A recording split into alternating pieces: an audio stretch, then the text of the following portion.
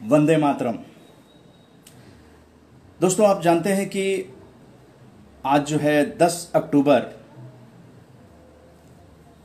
है 2020 साल का, और इसको एक नए तरीके से भी आप देख सकते हैं। 10-10-2020 कहें या 2020, ये वेरी यूनिक डेट है। आज का दिन नेवर कम अगेन। 10-10-2020, 10 अक्टूबर 2020। और आज शाम 8 बजे रोज़ाना की तरह आप लोगों के साथ उदय मन्ना उपस्थित हो गया है, आप लोगों के साथ बातचीत करने के लिए और सकारात्मक एनर्जी के लिए। तो आइए, आज फेसबुक लाइव 10 अक्टूबर 2020 को आरजेएस का यूट्यूब पर वो सॉन्ग प्रस्तुत किया जा रहा है, जिससे कि सुनने से आपको हीलिंग आएगी, राष्ट्रभक्ति आएगी और सकारात्मक सोच की एनर्जी मिलेगी। तो सुशील खन्ना जी, जय हिंद, आप जुड़ चुके हैं। तो आइए, आज यूट्यूब पर इस सॉन्ग को लगाया गया है, जो कि अब फेसबुक लाइव पे लॉन्च किया जा रहा है।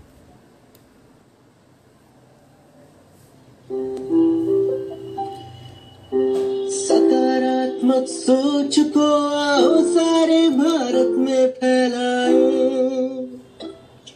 सकारात्मक ऊर्जा का आओ सब में संचार कराए।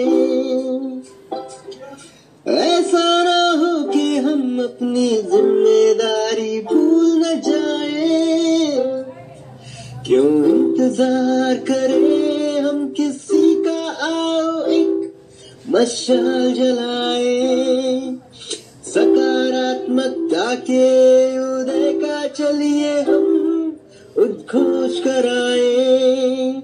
आरजेएस जय हिंद के नारों से अपना देश जगाए, आरजेएस वंदे मातरम से सारी सरकार जगाए। जी हाँ, तो आप देखते हैं कि फेसबुक लाइव के माध्यम से सरकारों को जगाने का भी एक प्रयास किया जाता है। जैसे कि अभी आप देख रहे हैं कि किसानों को लेकर भी सरकार ने जो नीति बनाई है, उसे लेकर किसान इतने खुश नहीं हैं, और उसे लेकर हम लोग एक बार प्रस्तुत करते हैं, कुछ बातें कहने का उनकी प्रयास करते हैं। ये है हमारे किसान, और सैकड़ों बीघे जमीन को थके हुए हाथ जब सींचते हैं, सैकड़ों बीघे जमीन को थके हुए हाथ जब सींचते हैं, महीनों में वो खेत खलिहान सोना बन लहलहाते हैं। बारिश में वो धूप में खून पसीना बहाता है, पेट भर कायनात का अन्नदाता वो कहलाता है। तो ये हमारे किसान है, लेकिन उनकी समस्या का हल नहीं है, लेकिन किसान के पास हल जरूर है। किसान कहता है, मेरे पास हल है, परंतु मेरी समस्या का हल किसी के पास नहीं है। ये किसानों की जो बात है वो आप तक पहुंचाना था, क्योंकि किसान जो है वो अन्नदाता हैं, और इनके बारे में हमें चर्चा करते रहनी चाहिए। उनकी हालत पर हमें निगाह रखनी चाहिए, और किस तरह से किसानी जो है एक उत्तम पेशा, जो कि पहले था उत्तम खेती मध्यम वाण, नौकरी को अच्छा नहीं माना जाता था, लेकिन धीरे धीरे नौकरी अच्छी हो गई, और सरकारी नौकरी का तो माशाअल्लाह। लेकिन अन्नदाता किसान भी किसी न किसी तरह से ये ज़माना पलटेगा, सकारात्मक सोच आएगी, और अन्नदाता किसान भी खुशहाल जीवन जिएगा। उसके बाल बच्चे अपने जो हक की लड़ाई लड़ रहे हैं उसमें वो जीत जाएंगे। और आप जानते हैं कि हमारे देश में अलग अलग विधाओं के माध्यम से समस्याओं को लेकर या अन्य बातों को लेकर जनता तक फिल्मों के माध्यम से अभिव्यक्ति का जो सशक्त माध्यम है, गुरुदत्त का नाम सुना होगा आपने, जिन्होंने बेहतरीन फिल्में दी फिल्मी दर्शकों को। तो आज उनकी पुण्यतिथि है, और गुरुदत्त को हम लोग श्रद्धांजलि देते हैं और उनकी फिल्मों को याद करते हैं। यही है गुरुदत्त। आपने ज़रूर इनकी कोई फिल्में ज़रूर देखी होंगी, इनके गाने वगैरह सुने होंगे, प्यासा वगैरह के गाने। तो हिंदी फिल्मों के प्रसिद्ध अभिनेता, निर्देशक और फिल्म निर्माता थे गुरुदत्त। उन्होंने 1950 और 1960 के दशक में कई उत्कृष्ट फिल्में बनाई, जैसे प्यासा, कागज के फूल, साहब बीबी और गुलाम और 14वीं का चांद। विशेष रूप से प्यासा और कागज के फूल को टाइम पत्रिका के 100 सर्वश्रेष्ठ फिल्मों की सूची में शामिल किया गया था और साइट एंड साउंड आलोचकों और निर्देशकों के सर्वेक्षण द्वारा गुरुदत्त खुद भी सबसे बड़े फिल्म निर्देशकों की सूची में शामिल हो गए थे और उन्हें कभी कभी भारत का ऑर्सन वेल्स भी कहा जाता है। 2010 में उनका नाम CNN के सर्वश्रेष्ठ 225 एशियाई अभिनेताओं की सूची में शामिल किया गया था और गुरुदत्त 1950 के दशक में लोकप्रिय सिनेमा के प्रसंग में काव्यात्मक और कलात्मक फिल्मों के व्यावसायिक चलन को विकसित करने के लिए प्रसिद्ध रहे। उनकी फिल्मों को जर्मनी, फ्रांस और जापान में अब भी जो है ना सराहा जाता है। तो लेकिन गुरुदत्त की प्रेरणा फिल्मों में आने की कैसे मिली? क्योंकि हम लोग सकारात्मक सोच के साथ जो बातचीत करते हैं कि हर आदमी की जिंदगी में कहीं ना कहीं से कोई प्रेरणा मिलती है और हम लोग ये सकारात्मक सोच के साथ, क्योंकि आरजेएस एक सकारात्मक सोच है और गुरुदत्त की दादी नित्य शाम को दिया जलाकर आरती करती थी और 14 वर्षीय गुरुदत्त बचपन में दिए की रोशनी में दीवार पर अपनी उंगलियों की विभिन्न मुद्राओं से तरह तरह के चित्र बनाते रहते थे और यहीं से उनके मन में कला के प्रति संस्कार जागृत हुए।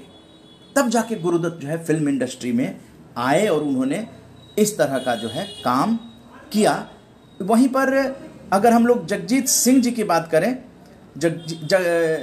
जगजीत सिंह जो हैं वो उनकी पुण्यतिथि है और जगजीत सिंह आप जानते हैं गज़ल के बहुत बड़े गायक हुए। जगजीत सिंह जी 10 अक्टूबर पुण्यतिथि जगजीत सिंह जी की, इनकी गज़लें आपने ज़रूर सुनी होंगी और जगजीत सिंह जी के बारे में भी हम लोग चर्चा कर लेते हैं। कुछ कार्यक्रम में फास्ट आप देख रहे होंगे कि कार्यक्रम अब धीरे धीरे जो है वो तेजी पकड़ता जा रहा है और उस लाइन पर आप लोग भी तन्मयता के साथ, शांतिपूर्वक, सकारात्मक सोच के साथ अगर इस कार्यक्रम को सुनते हैं, देखते हैं तो अपनी ज़िंदगी में कुछ ना कुछ चीज़ें आपको भी मिलेंगी। और यहाँ पर आपको लिखने के लिए, जैसे कि सुशील खन्ना जी लिख रहे हैं नशा मुक्ति जागरूकता अभियान के, कि ये दुनिया अगर मिल भी जाए, क्या क्या बात है, बिल्कुल याद है आपको, ये दुनिया अगर मिल भी जाए तो क्या हो। तो गुरुदत्त ने बहुत गंभीर फिल्में बनाई हैं, लेकिन सुशील खन्ना जी, गुरुदत्त का जो अंतिम समय हुआ वो बड़ा दर्दनाक हुआ। असामयिक मौत के शिकार हो गए वो और एक तरह से वो निराश हो चुके थे। जैसे सुशांत सिंह के बारे में सभी जान रहे हैं कि वो भी एक तरह से अवसादग्रस्त हो गए थे। तो सुशील खन्ना जी यहाँ पर जो है ना वो कि ज़िंदगी फिल्मों के आगे भी है। बहुत तकलीफ होती है जब इतने अच्छे कलाकार इस दुनिया से डिप्रेशन में जाकर चले जाते हैं, क्योंकि दुनिया को तो वो संदेश देते हैं। गुरुदत्त कह रहे हैं कि ये दुनिया अगर मिल भी जाए तो क्या।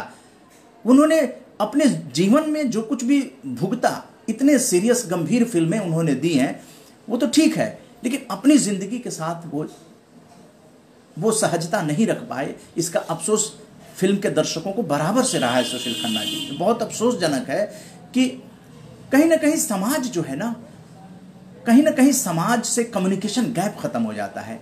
इसलिए डॉक्टर विनय कुमार विष्णुपुरी जी आप पटना से जुड़े हैं, सुशील खन्ना जी दिल्ली से जुड़े हैं, आकांक्षा दिल्ली से जुड़ी हैं।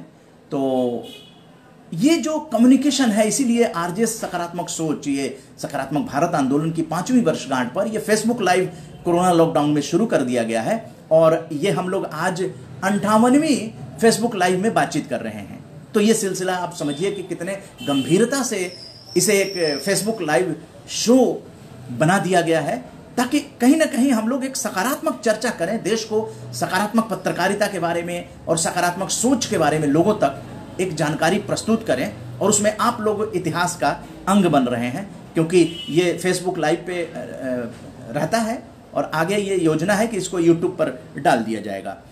तो बता रहे थे जगजीत सिंह जी के बारे में कि उनकी आज पुण्यतिथि है, जैसे गुरुदत्त जी की है। बहुत ही लोकप्रिय गज़ल गायक के रूप में आप जानते ही हैं कि उनका नाम शुमार था। उनका संगीत अत्यंत मधुर और उनकी आवाज़ संगीत के साथ खूबसूरती से घुल मिल जाती थी। एक अलग ही आवाज़ थी, खालिस उर्दू जानने वालों की जो मिल्कियत समझे जाने वाली थी ना, ये गज़ल वगैरह के बारे में, नवाबों और रक्कासों की दुनिया में झनकती और शायरों की महफिल में वाह वाह की दाद पर इतराती गज़लों को आम आदमी तक पहुँचाने का श्रेय अगर किसी एक आदमी को जाता है तो वो जगजीत सिंह जी थे। इसलिए जगजीत सिंह को हम लोगों को श्रद्धांजलि विनम्रतापूर्वक देनी चाहिए, क्योंकि आम आदमी तक गज़ल को पहुंचाने में सर्वश्रेष्ठ नाम है जगजीत सिंह जी का। और उनकी गज़लों में न सिर्फ उर्दू के कम जानकारों के बीच शेर व शायरी की समझ में इजाफा हुआ, बल्कि गालिब, मीर, मजाज, जोश और फिराक जैसे शायरों से भी उनका परिचय कराया गया। जगजीत सिंह को सन 2003 में भारत सरकार द्वारा कला के क्षेत्र में पद्म भूषण से सम्मानित किया गया और फरवरी 2014 में जगजीत सिंह के सम्मान और स्मृति में 2 डाक टिकट भी जारी किए गए। जगजीत सिंह की गज़लों का नाम यहाँ पर ले लेते हैं। तेरे बारे में जब सोचा नहीं था, कितनी मधुर आवाज में वो गाते थे। जब सामने तुम आ जाते हो, हमको यकीन है सच कहती थी, तेरे आने की जब खबर महके, आपको देखकर देखता रह गया। तो इस तरह की गज़ल थी। लेकिन हम उनकी पुण्यतिथि पर चिट्ठी न कोई संदेश ये गज़ल लेकर आए हैं। चिट्ठी न कोई संदेश हो, चिट्ठी न कोई संदेश, जाने वो कौन सा देश जहां तुम चले गए। चिट्ठी न कोई संदेश, जाने वो कौन सा देश जहां तुम चले गए। चिट्ठी न कोई संदेश, जाने वो कौन सा देश जहां तुम चले गए।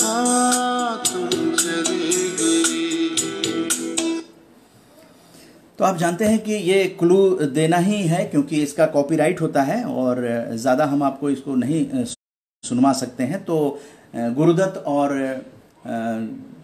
जगजीत सिंह जी की पुण्यतिथि पर इनको हम लोगों ने श्रद्धांजलि दे दी। एक बहुत ही दुखद समाचार जो है वो दिल्ली से आ रही है और आपको सुनवाना चाहेंगे कि जो शहीद भगत सिंह सेवा दल है दिल्ली के अंदर, और जितेंद्र सिंह संटी जो हैं वो ये सामाजिक कार्य करते हैं, उनके नेतृत्व में होता है। और कई जो लवारिश लोग थे या कोरोना के जो पेशेंट थे, उनकी डेथ होने पर लोग जाते नहीं थे उनकी दाह संस्कार करने के लिए। तो शहीद भगत सिंह सेवा दल के जो कार्यकर्ता थे, सामाजिक कार्यकर्ता, वो लोग ये काम किया करते थे, शमशान घाट में ले जाना और उनकी अंतिम क्रिया करना। बहुत बड़ी सेवा लगातार करते रहे। खुद कोरोना, जितेंद्र सिंह शंटी खुद ही कोरोना ग्रस्त भी हो गए थे और भी उनके कुछ कार्यकर्ता ग्रस्त हो गए थे, लेकिन फिर वो रिकवर कर गए। लेकिन एक शख्स की आज जो है वो मृत्यु हो गई है। तो आज हम एक पोस्ट साझा कर रहे हैं। नमस्कार दोस्तों, भारत माता की जय। आज शहीद भगत सिंह सेवा दल के लिए बहुत दुख की घड़ी है। लाशों की सेवा निभाते हुए हमारे कोरोना योद्धा आरिफ जी, उनकी कोरोना से डेथ हो गई आज। आरिफ जी ने हमारी टीम्स के साथ मिलकर 450 से ज़्यादा कोरोना की अंतिम सेवा निभाई। एम्बुलेंस में डेड बॉडी को शमशान घाट तक लेकर जाना और उसके बाद डेड बॉडीज़ को कोरोना प्रोटोकॉल से उनका दाह संस्कार करवाना, उनका कफन दफन करवाना।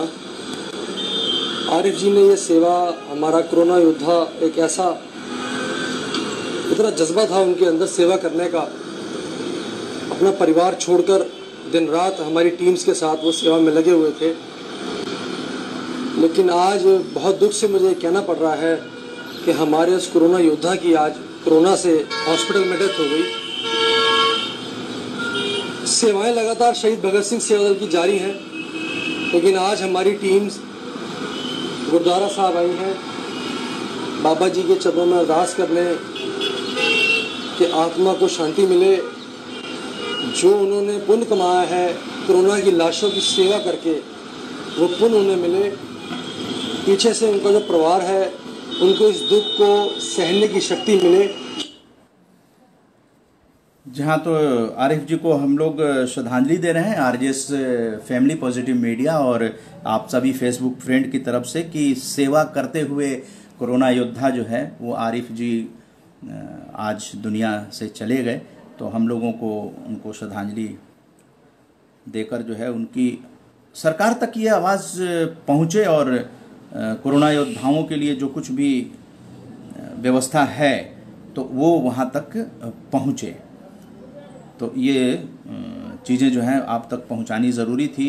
किसी तरह से कोरोना से हम लोग जो हैं वो निकल आएँ तो ज़्यादा अच्छा होगा। सोशल मीडिया की ये ताकत है, ये आवाज़ निश्चित रूप से दूर तक जो भी व्यूअर्स इसको देखते हैं, आगे सैकड़ों लोग इसको आगे देखते हैं, तो वहाँ तक सरकार तक ये आवाज़ पहुँचे। क्योंकि सोशल मीडिया की ताकत जो है वो आपने देखी थी कि एक 80 साल के बुज़ुर्ग थे, उनकी स्टोरी हम लोगों ने परसों चलाई थी। फिर कल काफ़ी दुकान में लोग आए उनके, और आज जो गौरव थे उन्होंने बताया कि उनके अकाउंट में, क्योंकि उन्होंने पैसे का वो किया था, तो 2 लाख से ऊपर पैसे जो है ना उन बुज़ुर्ग दंपत्ति के नाम पे मतलब के लिए आ गए हैं।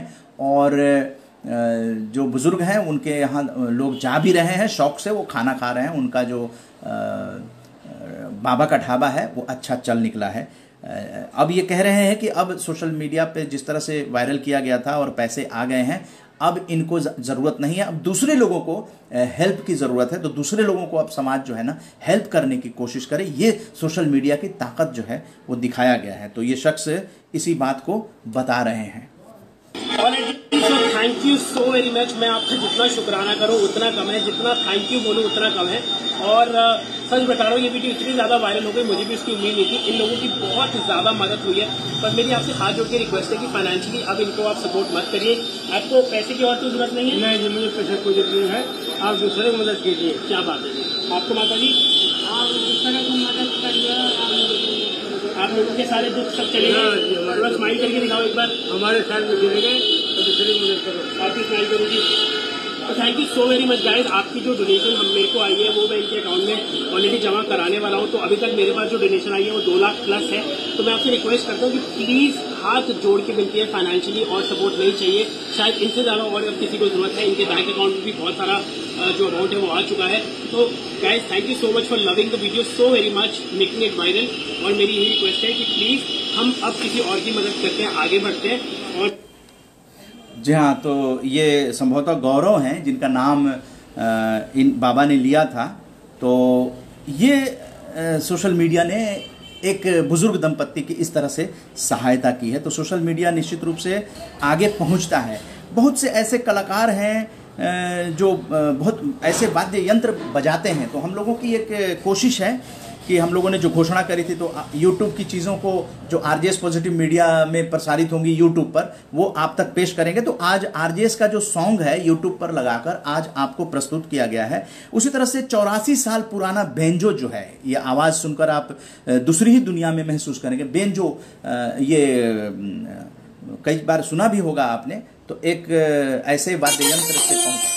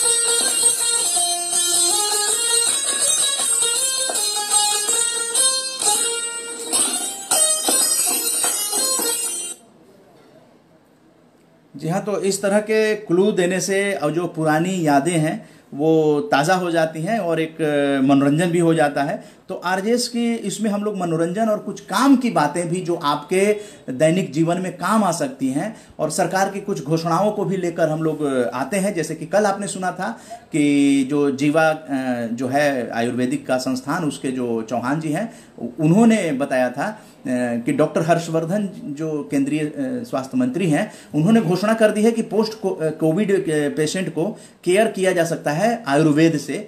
उसको ऑथेंटिक सरकार ने माना है, आयुर्वेद को पहली बार सरकार ने घोषणा कर दी है और उसको प्रोटोकॉल में ले आए हैं। उसी तरह से दिल्ली सरकार जो है उसने भी एक बहुत ही महत्वपूर्ण पर्यावरण संरक्षण की घोषणा की है। तो वो भी दिल्ली के मुख्यमंत्री केजरीवाल देश में पहला प्रदेश है जहां पे ट्री ट्रांसप्लांटेशन पॉलिसी पास की गई है। इसमें हमने कहा है एक पेड़ कटेगा तो कॉम्पेंसेटरी 10 पौधे तो लगाने ही लगाने हैं। उसके एडिशन में उस पेड़ को काटना नहीं है। आज साइंस इतनी तरक्की कर चुकी है कि उस पेड़ को नीचे से खोद के पूरे पेड़ को खोद के लिफ्ट करके ट्रक में डाल के दूसरी जगह आरोपित किया जा सकता है, दूसरी जगह उसको लगाया जा सकता है। जो भी प्रोजेक्ट होगा उसमें 80% पेड़ कम से कम ट्रांसप्लांटेशन किए जाएंगे और जो पेड़ ट्रांसप्लांटेशन किए गए उनका 80% कम से कम जीवित रहने चाहिए। दिल्ली सरकार ऐसी एजेंसीज जो कि अच्छा ट्रांसप्लांटेशन करती हैं, उनका ट्रैक रिकॉर्ड अच्छा है, उनका एक्सपीरियंस अच्छा है, ऐसी एजेंसीज का एक पैनल बनाएगी और जो भी डिपार्टमेंट केंद्र सरकार का, दिल्ली सरकार का, कोई भी अन्य डिपार्टमेंट अगर परमिशन लेना चाहता है पेड़ ट्रांसप्लांटेशन या काटने की, उसको इन पैनल की हुई ट्री ट्रांसप्लांटेशन एजेंसीज में से किसी से भी वो काम करवा सकती है। जी हाँ, तो ये ट्री प्लांटेशन की जो पॉलिसी है वो दिल्ली सरकार ने लागू कर दी है। पर्यावरण संरक्षण पर इसका जो है वो असर पड़ सकता है। और अब आइए आपको कुछ ऐसे गंभीर बीमारी जो हो जाती है, आप जानते हैं कि जो आपकी हड्डियों के बीच में जो फ्लूइड होता है ना, हाँ, हड्डियों के बीच में जो फ्लूइड होता है, तो कैसे बच सकते हैं। बहुत ही आसान तरीका है कि हड्डियां जानते हैं उम्र के साथ कमज़ोर हो जाती हैं, उनमें वात रोग के चलते भी जो है स्पेस बन जाता है, वो खट खट कट कट की आवाज़ घुटने वगैरह से अलग अलग जगहों से आने लगती है। लेकिन बहुत ही अच्छा है, नेचुरल तरीके से आप बीच में जो फ्लूइड होता है, आपकी हड्डियों के बीच में जो फ्लूइड होता है ना, उसमें हवा के बुलबुले बनने शुरू हो जाते हैं। और वो बुलबुले जब फूटते हैं, जब वो बर्स्ट होते हैं, तो टक टक की आवाज आती है। अगर आप यंग है तो ये इसी रीजन से होता है। इसलिए अपने डाइजेस्टिव सिस्टम को स्ट्रांग बनाना है ताकि हमारी बॉडी के अंदर वायु इकट्ठी ना हो सके, गैस ना बन सके। तो इसके लिए स्पेशली रात को कभी भी खट्टी चीजें ना खाएं, ज्यादा फर्मेंटेड चीजें ना खाएं, जिससे कि आपकी बॉडी में गैस ज्यादा ना बने। और दूसरी चीज जो है वो ये है कि पानी आप हमेशा बैठ कर पिए, खड़े होकर कभी भी पानी ना पिए। खड़े होकर पानी पीने से भी आपके शरीर में वात रोग होता है। तो ये 2 चीजें आपने ध्यान में रखनी है। तो सबसे पहले बात करते हैं कि होम रेमेडीज आपको क्या क्या यूज करनी है। तो 2 चीजें आपको बता रही हूँ जो ऑल्टरनेट डेज में आपको लेनी है और एक चीज आपको डेली लेनी है। 2 चीजें क्या है पहले वो देख लीजिए। सबसे पहले जो आपको अपनी डाइट में शामिल करना है वो है भीगे हुए चने।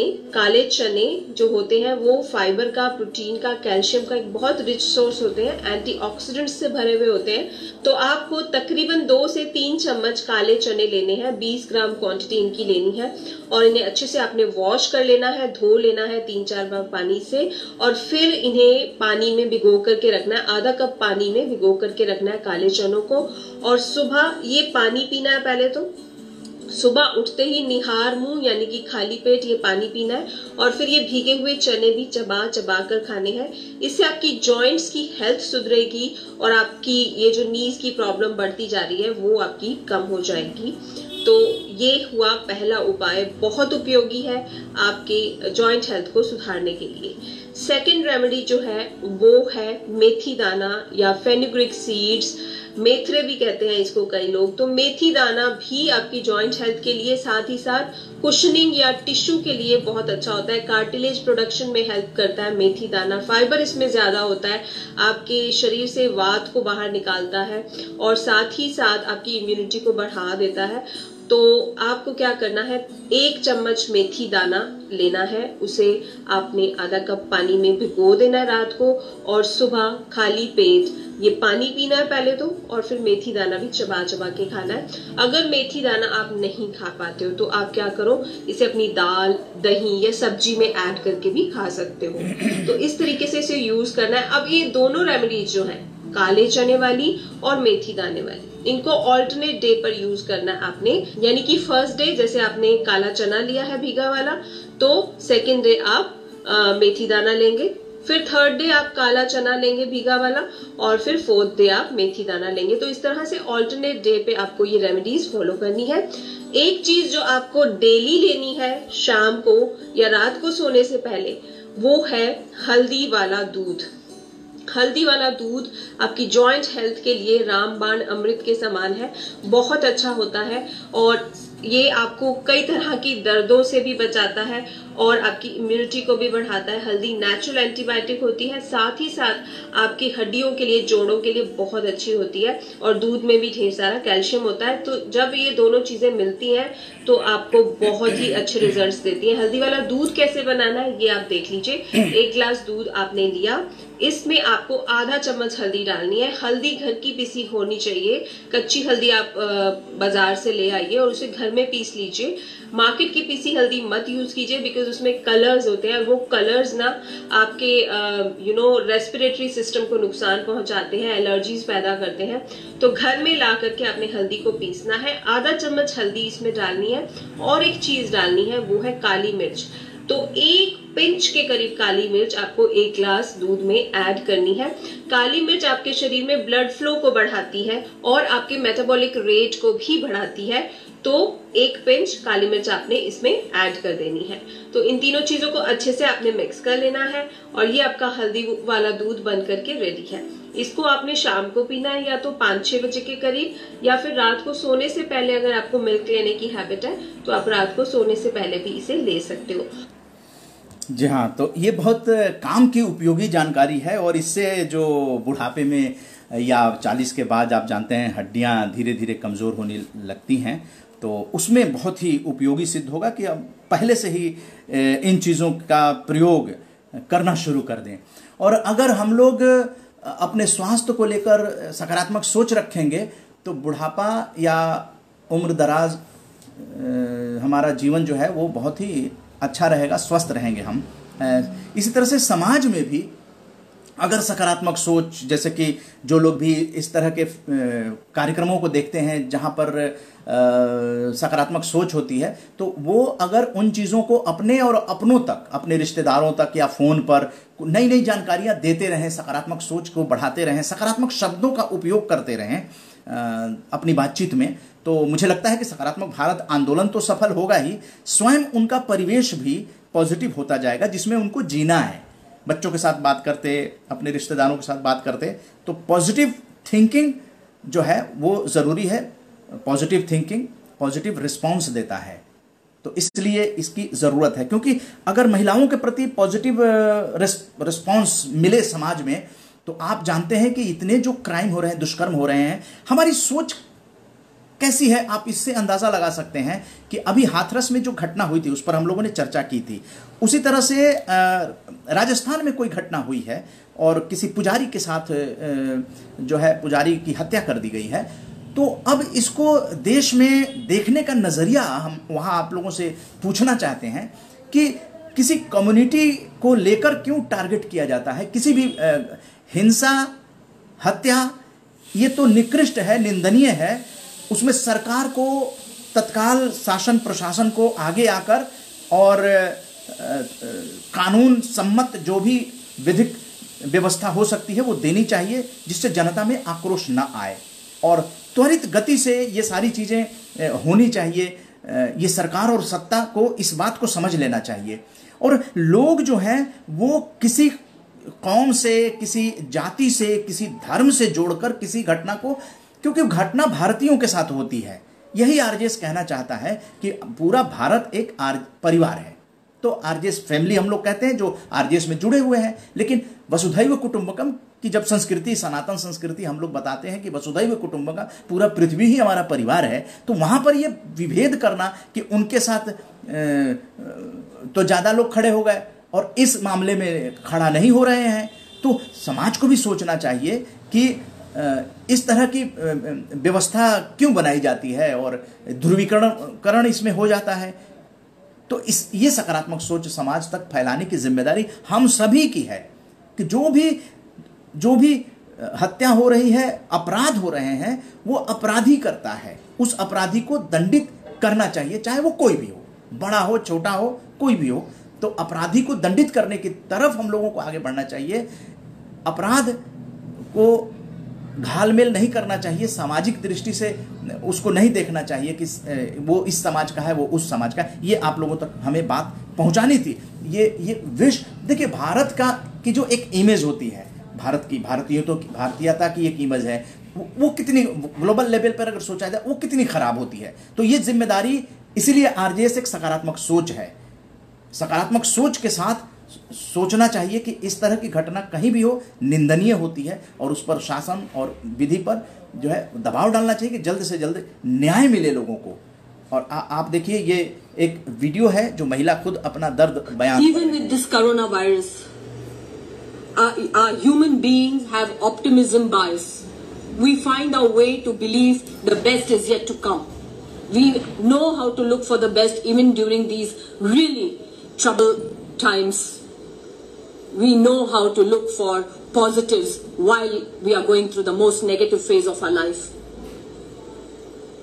So even in coronavirus, we've begun, even though it's got so much grief, so much loss of lives, loss of money, loss of finances, there's so much that we have lost as human beings. But yet, somehow, we found that what is the positive that we are getting during this coronavirus and pandemic and lockdown quarantine time. We are looking at the clear skies with no pollution. We are looking at the water, seas, the migratory birds. We are looking at the bonding that the family is feeling. We are looking at how much happiness we can find in having less, and the futility of running behind excess, and so on and so forth. We've learned new ways of being, and we found our new happiness. We found the magic of social media, which can actually be a boon. It can show us connectivity. We found so much joy even during these times. We found ways of looking at it as a positive. We are saying that the earth is transcending to a new energy, it's a shift of energy, and we are hoping that better things are coming. So even while we are going through this most difficult times in our lives, we still know how to look for the positives, and we are able to look for it, hold on to it, and we know how to, we are resistant, we are adaptable. We human beings are the strongest species on the planet. But can we say the same about a rape? Can we justify a rape? Can we say this rape happened so something good or something better is coming or something better is going to happen? The Nirbhaya case that happened in 2016, did rape stop after that? How does this go on? And to believe that it is human beings doing to human beings. It's a man doing to a woman. We are the same species. Can we say that there is something good going to come out of it, even though today it is so horrendous, it is so heinous, but tomorrow it's going to be better? Can we justify that? Can we say that?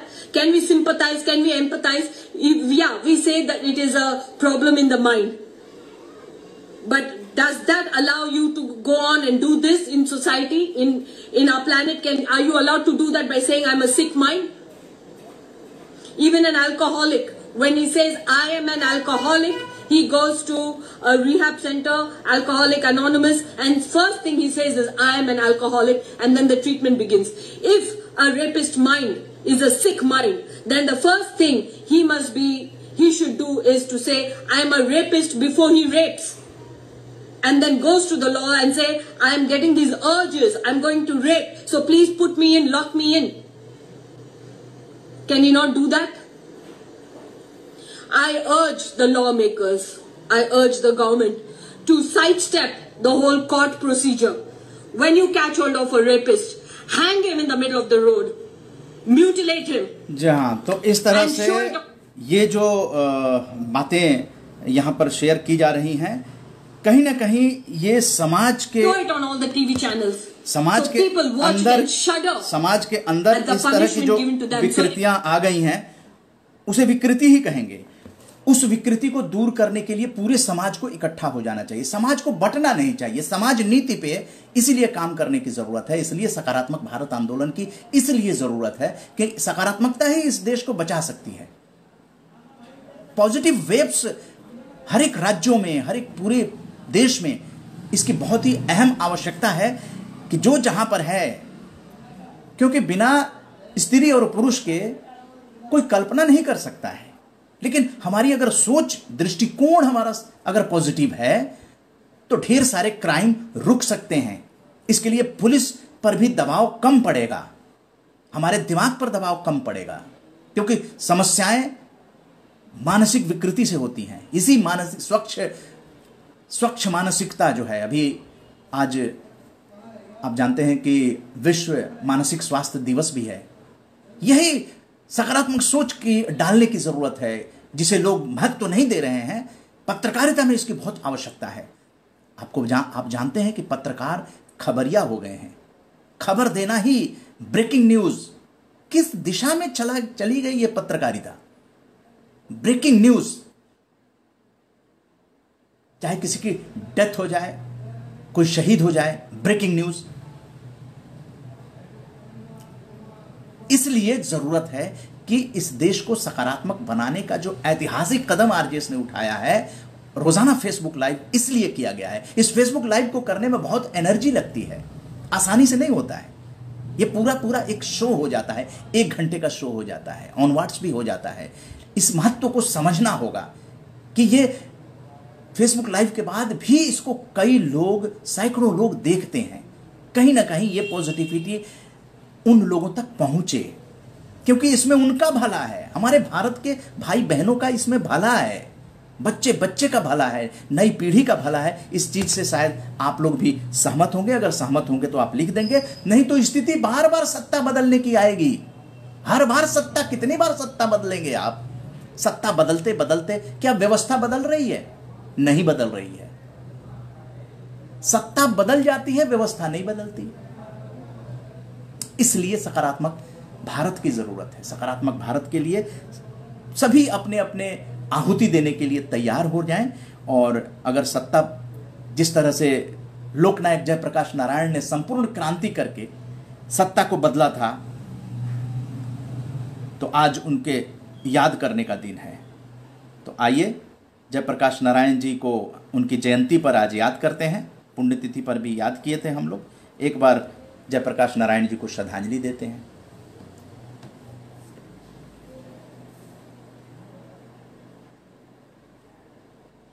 Jayaprakash Narayan ji के अलग अलग रूपों में आप तक पहुंचा रहे हैं। ये इतनी बड़ी भीड़ को संबोधित कर रहे थे और संपूर्ण क्रांति से उन्होंने सत्ता को बदल दिया।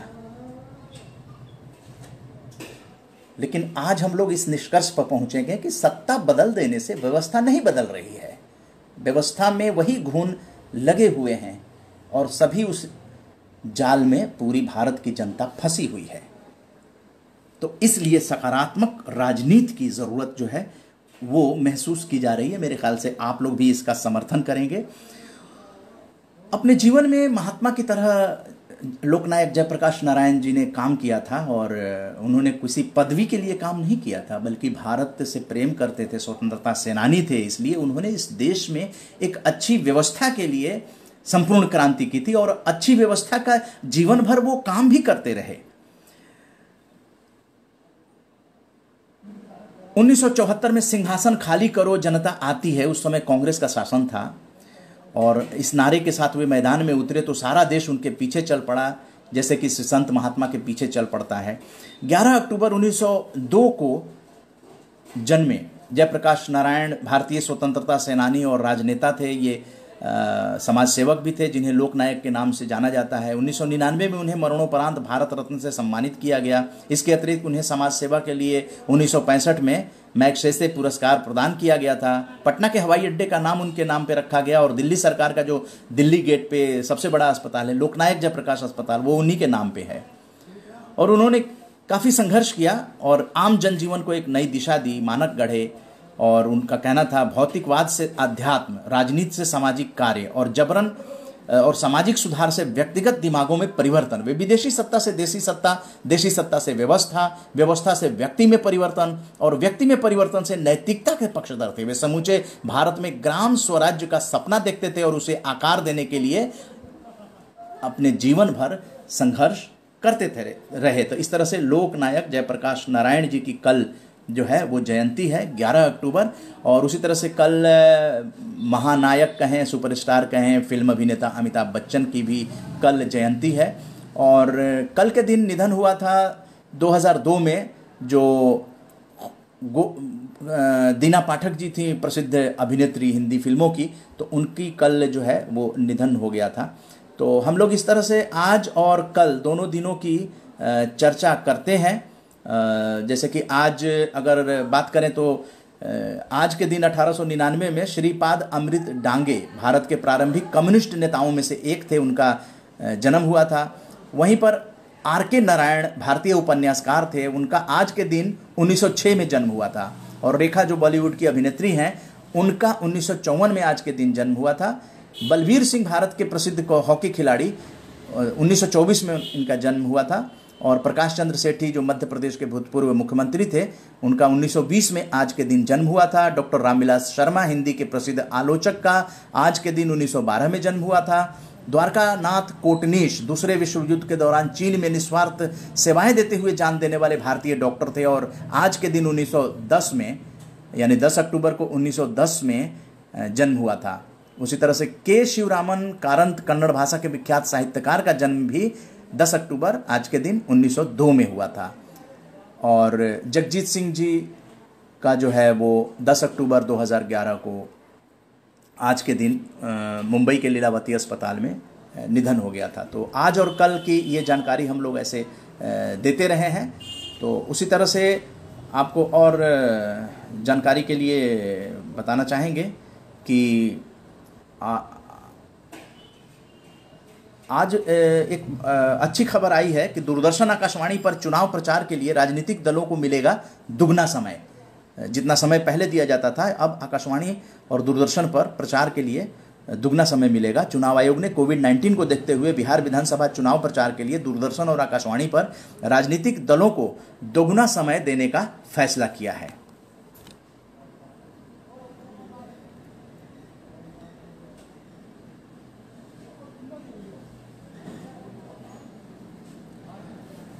फेसबुक से जुड़े हुए हैं झामेंद्र कुमार ध्रुव साहब, उनका ही ये उनकी खबर है।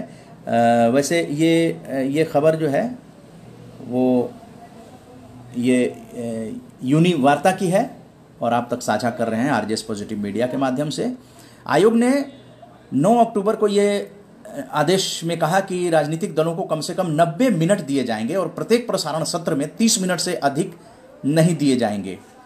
और आयोग की ओर से जारी विज्ञप्ति के अनुसार राजनीतिक दलों को दूरदर्शन और आकाशवाणी पर ये समय दिया जाएगा। ये प्रसारण दूरदर्शन और ऑल इंडिया रेडियो के क्षेत्रीय केंद्रों पर होगा।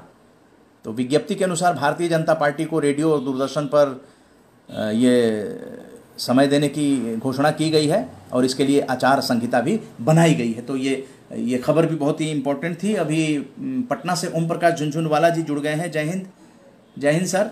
अभी आपने कुछ लिखा है पॉजिटिव, तो उसके बारे में हम लोग चर्चा करेंगे।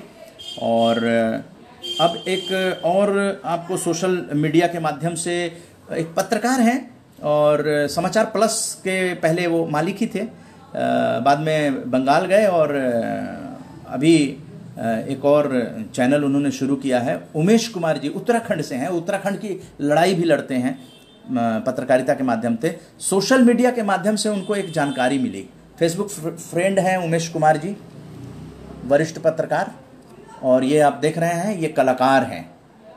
मुफलिस की ज़िंदगी अभी जी रहे हैं। तो सोशल मीडिया के माध्यम से उमेश कुमार जी को पता चला कि उत्तराखंड के अल्मोड़ा ज़िला के छौला छीना गांव में लोक गायक संत राम जी और उनकी धर्मपत्नी आनंदी देवी रहती हैं। दोनों दृष्टिबाधित हैं और वर्तमान में इस समय बहुत ही मुश्किल से जीवन यापन कर रहे हैं। इनकी कोई संतान भी नहीं है जो इनकी देखभाल कर सके, और ये बुजुर्ग दंपति हैं।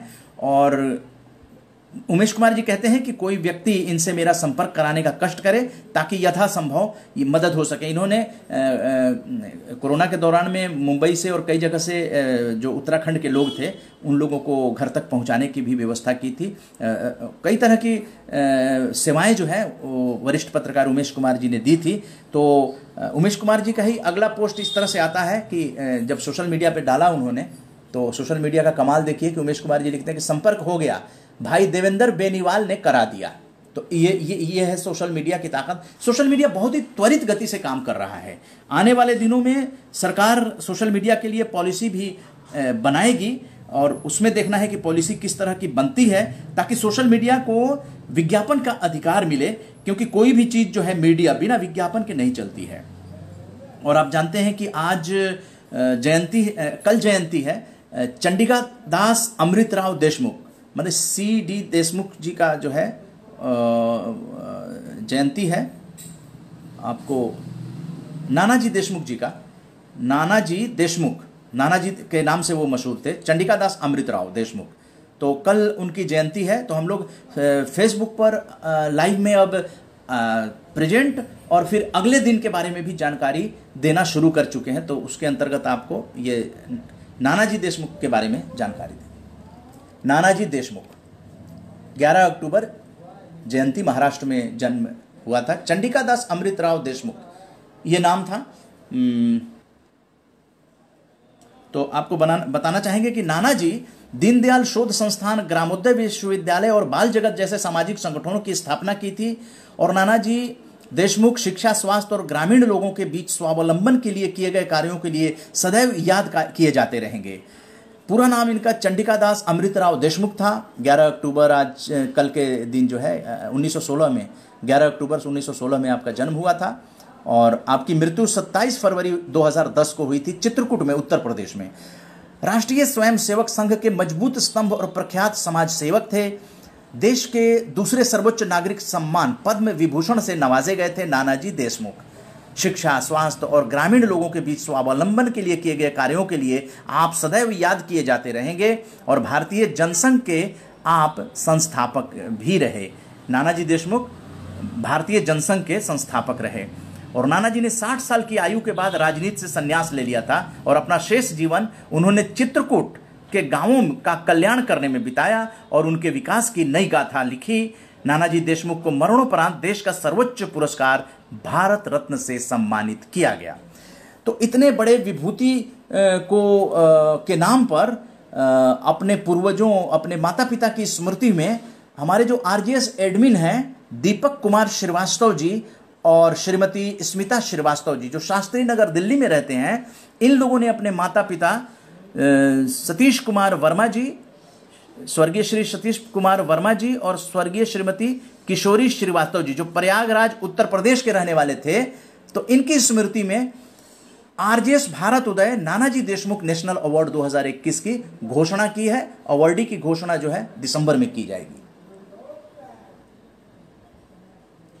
ये नानाजी देशमुख के नाम पे RJS का राष्ट्रीय सम्मान जो है घोषित हो चुका है। तो इस तरह से हम लोग अपने पूर्वजों की स्मृति में महापुरुषों के नाम का अवार्ड जो है वो अगले गणतंत्र दिवस पर देंगे। और यहाँ पर दीपक स्मिता श्रीवास्तव जी ने पोस्ट भी भेजा है, आभार व्यक्त किया है। दीपक स्मिता श्रीवास्तव जी ने ये पोस्ट भी भेजा है। वो कहते हैं कि हम अपने समस्त परिवार की तरफ से RJS फैमिली को धन्यवाद और आभार व्यक्त करते हैं। राम जानकी संस्थान की RJS पॉजिटिव मीडिया नई दिल्ली व TJAPS कृषि विकास शिल्प केंद्र वेस्ट बंगाल, ये संस्था जो है ये प्रथम सहयोगी रही है सकारात्मक भारत आंदोलन की। संयुक्त तत्वाधान में अपने माता पिता स्वर्गीय श्री सतीश कुमार वर्मा और स्वर्गीय श्रीमती किशोरी श्रीवास्तव की स्मृति में RJS star family award Deshmukh राष्ट्रीय सम्मान नानाजी देशमुख राष्ट्रीय सम्मान 2021 आगामी गणतंत्र दिवस पर प्रदान करने की घोषणा का स्वागत और अपने समस्त परिवार की ओर से धन्यवाद देते हैं। पूर्वजों की याद में महापुरुषों के नाम आरजेएस का राष्ट्रीय सम्मान मिलने से हमारे संगे संबंधी भी अभिभूत हैं, प्रफुल्लित हैं और वो गौरव का अनुभव कर रहे हैं। मेरे दिवंगत माता पिता के बारे में आरजेएस की पुस्तक में देखकर मेरे बच्चे और सगे संबंधी सभी काफ़ी खुश होंगे। भारत में ऐसी पहल पहली बार देखने को मिल रही है। जहाँ हमारी जानकारी के अनुसार भी ये पूर्वजों की स्मृति में महापुरुषों का सम्मान जो है ये पहली बार किया जा रहा है। 72वें गणतंत्र दिवस पर 72 महापुरुषों के नाम का सम्मान जो है आरजेएस फैमिली द्वारा किया जाएगा। और वो लिखते हैं दीपक जी कि मेरे माता पिता की आत्मा को असीम शांति मिलेगी और आरजेएस फैमिली को भी वो आशीर्वाद देंगे, ऐसा मेरा मानना है। मैं तहे दिल से आयोजकों को बहुत बहुत धन्यवाद और आभार व्यक्त करता हूँ। दीपक स्मिता श्रीवास्तव, दिल्ली।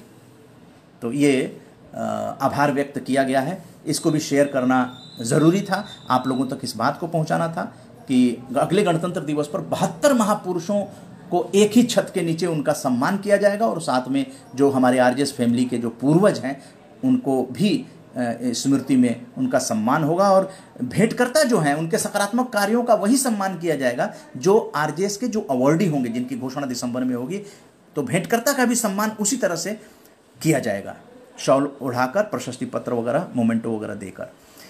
कल के दिन 2002 में दीना पाठक जी का आपने सुना, उनका निधन हो गया था। और अब आइए एक पेड़ की क्या कीमत होती है। हम लोग पेड़ को देखते हैं लेकिन हम सोचते नहीं हैं, लेकिन एक पेड़ किस तरह से हमें जीवन देता है उसकी एक वानगी देखिए।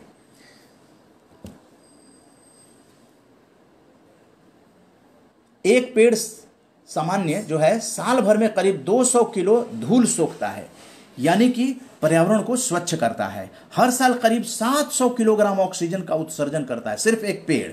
प्रतिवर्ष 10 टन कार्बन डाइऑक्साइड को सोख लेता है, वातावरण को शुद्ध करता है। गर्मियों में एक बड़े पेड़ के नीचे औसतन 4 डिग्री तक तापमान जो है वो कम रहता है।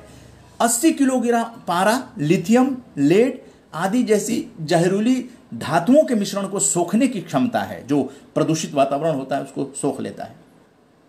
हर साल करीब 1 लाख वर्ग मीटर दूषित हवा फिल्टर करता है, शुद्ध करता है। घर के करीब एक पेड़ अकास्टिक वाल की तरह काम करता है, यानी शोर ध्वनि को सोख लेता है। तो मतलब पेड़ एक गुण अनेक, इसलिए हमें वृक्षारोपण करना चाहिए। और अभी दिल्ली के मुख्यमंत्री केजरीवाल जी ने कहा कि पेड़ को काटा नहीं जाएगा, उसका विस्थापन कर दिया जाएगा और एक पेड़ की जगह 10 पेड़ लगाए जाएंगे। तो इस तरह की जो बातें हैं वो सकारात्मक हैं और आप लोगों तक आरजेएस पॉजिटिव मीडिया, आरजेएस वाणी फेसबुक पेज के माध्यम से हम लोग अब ये प्रस्तुत कर रहे हैं। और अब आप लोगों से बातचीत करने का भी समय आ गया है। मेरे ख्याल से इतनी बातचीत आज के लिए मुझे लगता है कि समय के हिसाब से हो गया है। हम लोगों ने काफ़ी चीज़ों की चर्चा की है, उसमें से बहुत सी चीज़ें अगर हम पालन भी करें, जैसे स्वास्थ्य के बारे में है। आरजेएस का गीत जो है आज याद किया गया है। और जो आत्मनिर्भर भारत के बारे में आइए आपको एक क्लू देते हैं कि हमें क्या करना है और हमें किस तरह से इस चीज़ को आगे प्रमोट करना है। जी, अबे चाइना से टक्कर लेंगे, उनका प्रोडक्ट देखा है, इतने सस्ते में इतना बढ़िया माल बनाते हैं, अपने यहाँ ऐसे कैसे बना पाएंगे? क्वालिटी चाहिए गुरु, क्वालिटी। आज मेड इन भारत के पहले यानी मुहूर्त एपिसोड में ऐसे ही एक ब्रांड की बात होगी जिसका नाम है हेवेल्स। सुनने में एकदम विदेशी टाइप फील आती है, लेकिन बना हुआ है हवेली राम से। और इस कंपनी ने कभी भी चाइनीज प्रोडक्ट के आगे मत्थे नहीं टेके। 10,000 रुपए से एक टीचर ने 50,000 करोड़ की कंपनी कैसे बना दी, वो पूरी कहानी सुनेंगे और जानेंगे कि इतने कंपटीशन के बीच में हेवेल्स ने कैसे झंडे गाड़े और बड़ी बड़ी कंपनियों को भी खरीद लिया। उससे पहले एक जरूरी बात, देखिए ये शो जो है वो हमने इसलिए बनाया है ताकि अपने लोगों को अपनी मिट्टी में ही पैदा हुए ब्रांड्स की कहानियां पता चल सके। अगर आपको लगता है कि ये काम बिल्कुल सही है तो आप हमारी वीडियो जरूर शेयर करिएगा। बड़े मुकाम तक पहुंचाने वाले कीमत राय गुप्ता के बारे में जानने की जरूरत है, जिन्हें लोग प्यार से QRG भी बोलते हैं। QRG पैदा हुए पंजाब में, वहीं पले बढ़े, काफी होशियार थे तो जल्दी नौकरी मिल गई, टीचर बन गए और काहे के बने? चित्रकारी के। थोड़े दिन तक लोगों को पढ़ाया, लेकिन फिर मन नहीं लगा तो नौकरी छोड़ दी। फिर मन बहलाने के लिए वो पहुंच गए दिल्ली अपने चाचा जी के पास।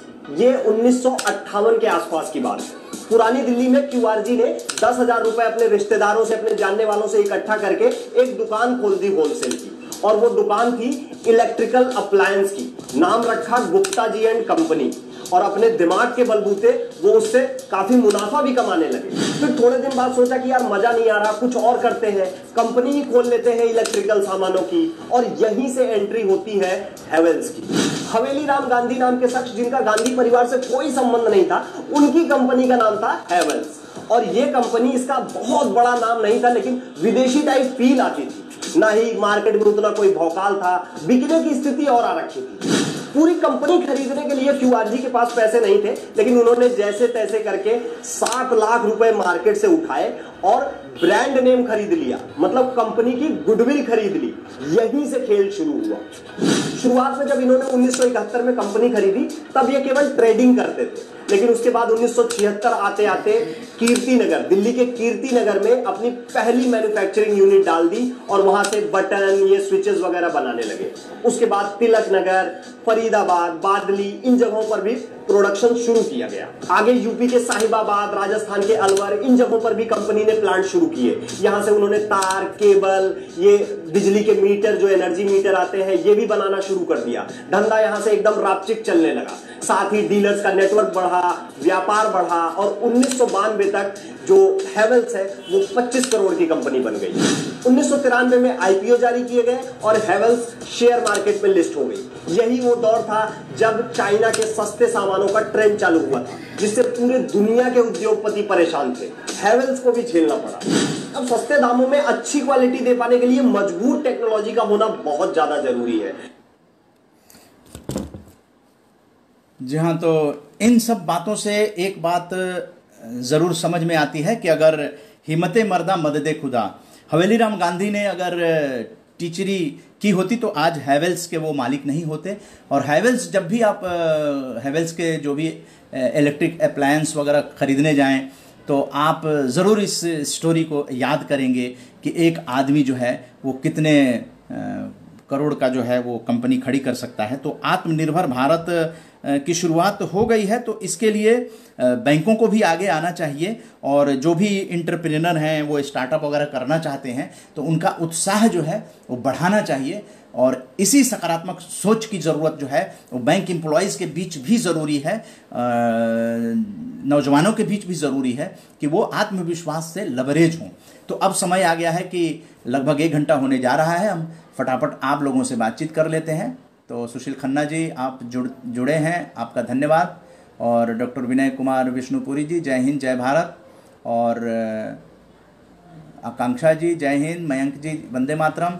और सुशील खन्ना जी ने एक नई जानकारी दी कि जगजीत सिंह जी जो गज़ल गायक थे के लड़के की सड़क दुर्घटना में असमय मृत्यु हो गई थी, और उस वक्त उन्होंने ये गज़ल लिखी थी, चिट्ठी न कोई संदेश, ना जाने वो कौन सा देश जहां तुम चले गए। शत शत नमन है उनके सुपुत्र को भी। और doctor RJ star, doctor Narendra टटेसर जी जुड़े हुए हैं, धन्यवाद, जय हिंद। और ओम प्रकाश झुंझुनवाला जी कुछ लिखा है कि positive is to accept the what we like and refuse what you don't like. Be confirmed that neither I can do against my acceptance and no anyone can go against my positive decision. सकारात्मक सोच अवश्य बदलेगी। आप स्वयं इस सत्य को आप स्वयं अनुभव करेंगे, स्वयं अनुभूति होगी। बिल्कुल सही है झुंझुनवाला जी, आपकी सोच बिल्कुल सकारात्मक सोच के बारे में जो लिखा आपने बिल्कुल सही है।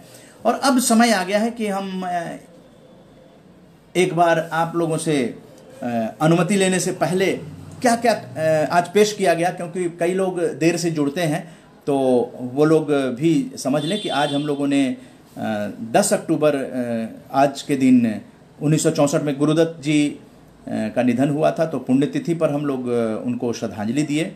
और आज के दिन पुण्यतिथि गज़ल गायक जगजीत सिंह जी को श्रद्धांजलि दिए, और चिट्ठी ना कोई संदेश सुना हम लोगों ने। और आज के दिन एक कोरोना योद्धा जो दिल्ली में थे, जो शहीद सेवा दल जो जितेंद्र सिंह संटी जी चलाते हैं, एम्बुलेंस है, उसके द्वारा सेवा किया इन लोगों ने। तो आज एक आरिफ साहब हैं, उनकी डेथ हो गई, जिन्होंने काफ़ी सेवा की कोरोना योद्धा के रूप में। और किसानों को लेकर हम लोगों ने ये बात उठाई कि किसान कहता है मेरे पास हल है, परंतु मेरी समस्या का हल किसी के पास नहीं है। अभी तक ये बातें, एक कविता भी सुनाई गई। और सबसे बड़ी बात है कि आज के दिन यूट्यूब पर स्टोरी लगाई, एक सॉन्ग लगाया गया जो आरजेएस का गीत है, आरजेएस गीत है सकारात्मक सोच का, और उसको यहाँ पर आप लोगों तक शेयर किया गया। और अभी आपने सुना जो हैवेल्स इलेक्ट्रिक अप्लायंस की कंपनी है, तो वो किस तरह से आत्मनिर्भर बनी, एक टीचर कैसे हैवेल्स का मालिक बने और उन्होंने उन्नति की। तो आजकल आत्मनिर्भर भारत की बात चल रही है। और आपने बाबा का ढाबा के बारे में भी सुना कि किस तरह से हम लोगों ने भी लगातार बाबा का ढाबा को बताने की कोशिश की कि सोशल मीडिया की जो ताकत है वो कितनी है। तो आज उनके पास पैसे आ गए हैं, जो गौरव थे जिनका नाम लिया था बाबा ने, तो वो गौरव 2 लाख से ज़्यादा रुपए बाबा को देने वाले हैं। और ये मना कर गए कि अब कोई आदमी पैसे न भेजें, क्योंकि बाबा अब संतुष्ट हो गए हैं। और 84 साल पुराना जो बेंजो की आवाज़ आज आप लोगों को सुनाई गई। इसके साथ साथ दिल्ली के मुख्यमंत्री श्री अरविंद केजरीवाल जी की वो बात, एक सकारात्मक सोच जो है कि ट्री प्लांटेशन की पॉलिसी जो को दिल्ली में लागू कर दिया गया है, इसके बारे में बातचीत की गई। और इसके साथ बातचीत की गई कि आपके हड्डी का जो बीमारी है वो किस तरह से घरेलू इलाज से बहुत कुछ प्राकृतिक तरीके से ठीक हो सकता है। और इसके बाद जो रोज़ा फिल्म थी और उसमें जो मधुबाला थी, तो उन्होंने ये शेयर किया था, उनको सुनाया गया कि किस तरह से वो बहुत नाराज़ हैं महिलाओं के प्रति नकारात्मक दृष्टिकोण से, तो उन्होंने वो बात करी। उसके बाद आज कल की बात की गई थी 11 अक्टूबर 1902 में जयप्रकाश नारायण, जो लोकनायक जयप्रकाश नारायण जी थे, उनकी जो जयंती है, तो उसके बारे में भी हम लोगों ने बातचीत की थी। इसके बाद एक पेड़ क्या कर सकता है, एक पेड़ में प्रदूषण दूर करने की कितनी क्षमता होती है, उसके बारे में हम लोगों ने चर्चा की।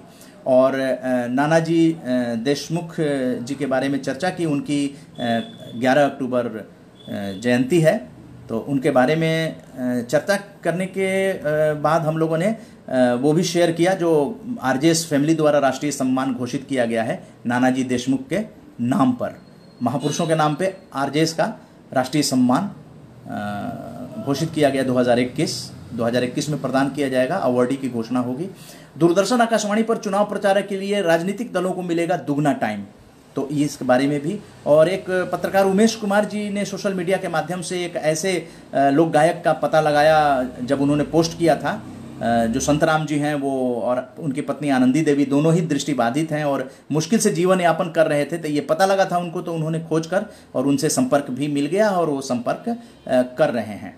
तो ये सब बातें थी कुछ आप लोगों तक पहुंचाने की सकारात्मक सोच के साथ, और आप लोग भी इन चीज़ों की चर्चा कीजिए और अपनी कोई बात जो है वो पर्सनल भी आप बता सकते हैं इस कार्यक्रम को बेहतर करने के लिए। इसके अलावा यहाँ पर जो कुछ भी आप लोगों ने लिखा है उसको शेयर किया गया है। अब थोड़ी ही देर में आरजेएस के 19 ग्रुपों में ये फेसबुक लाइव शो जो है पहुँच जाएगा और कई ग्रुपों में डाल दिया जाएगा। तो आज के दिन इतना ही। कल फिर 8 बजे आप लोगों से रूबरू होंगे और इसी तरह की सकारात्मक बातें जो हैं वो चलती रहेंगी, चरह बेती। अब जय हिंद करने की बारी आ गई है, तो जय हिंद और आपका आभार। जय हिंद, जय भारत।